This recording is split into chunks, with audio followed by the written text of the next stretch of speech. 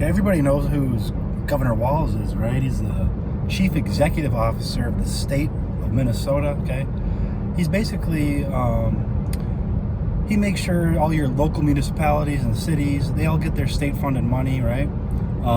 So he writes, basically all of our, city councils, school board member, anything to do with the state of Minnesota, the state, Minnesota Department of Education, Minnesota Department of Health, right? All our local police municipalities, sheriffs, okay? It's his job to make sure that you all get paid, right? Now, who are you all getting paid by? Our chief executive officer, our governor, okay? He just released a child molester from prison, and not only that, he pardoned him. That means the judges who convicted him, the lawyers, the prosecutors, the police officers that did the work to make sure this guy was put behind bars and doesn't get out for his sentence. They don't want, governors to pardon these types of people because it's all their hard work was now lost just by a swift draw of a pen from Governor Tim Walz. So that's what the state of Minnesota represents. You shouldn't be proud to be from Minnesota if you have a governor who's pardoning pedophiles. Nobody in law enforcement or the criminal justice system, no judge should be proud to be from the state of Minnesota or working for the state of Minnesota in any capacity, because you are now the state of pedophilia. You're the state of child molesters. So when you think of the state of Minnesota, that's who you should think of, because that's what this state is about. Just look at the law enforcement in Minnesota the last couple of years that have been arrested for molesting minor children, specifically Minnesota State Trooper Jeremy Polanski. Okay, he's Team Minnesota State Trooper.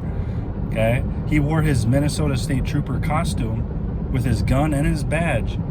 Well, he made these explicit videos with a 9-month-old baby. Read those court documents from MinnesotaCourts.gov. You can read about what Jeremy Polanski did to this, and they don't want to go into too much detail because it's probably, the people that are investigating this are probably throwing up. And it took an FBI agent all the way in Dallas, Texas to initiate this investigation on a Minnesota State Trooper. Okay? So Minnesota is not the state of hockey. We're the state of fraud, and we're the state of pedophilia. Okay? Because we are too Minnesota nice. We let stuff slide as long as it doesn't affect me, affect my family, affect my day-to-day, right? My calendar, my schedule. I'm not too bothered by it. I'm not going to be too passionate about sticking up for children. That's what you get living in Minnesota. Now, if you're a young school-aged kid, K through 12, hopefully you never have to hear about this video or ever have to watch it. But do you ever has one of your teachers or educators, okay, or a pillar of the community, one of your sports coaches, have they ever even talked to you about what Governor Walz did and what that means for the state of Minnesota? Okay, so if you do play sports, think of it like a team thing, right? Like we're Team Minnesota, right? And right now, our head coach, Governor Walz, is, he pardoned a pedophile, okay, for a favor. He did it because these people have dirt on Governor Walz.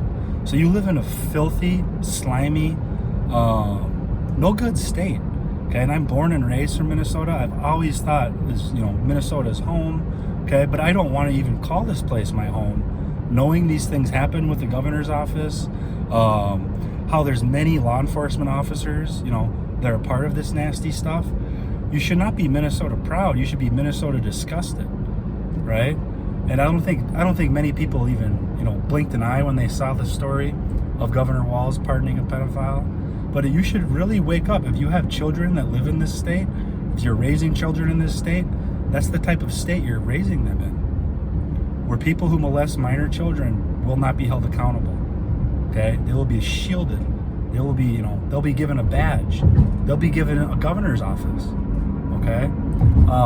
So that's my message to all Minnesotans. You should not be proud until we get rid of that stuff out of our society. We get this stuff we rid all this nasty stuff from Minnesota. That should be your goal as a Minnesotan, not just kind of status quo. Let's keep doing the same thing over and over again expecting a different result. That's the definition of insanity. And that's what you live through on a day-to-day basis while living here.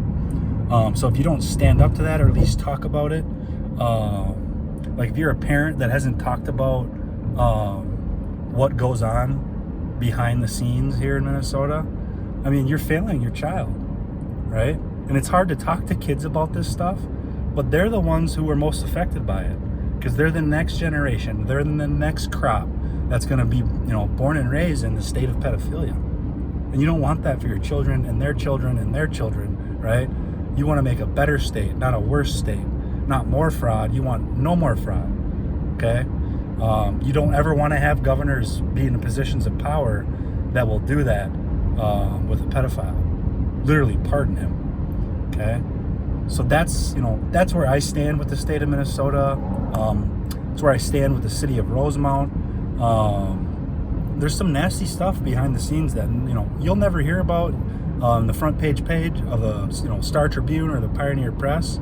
Okay, like that should be front page news until Governor Walz is arrested or out of office, or even better yet, a better punishment for a person who does that. That I'd like to see.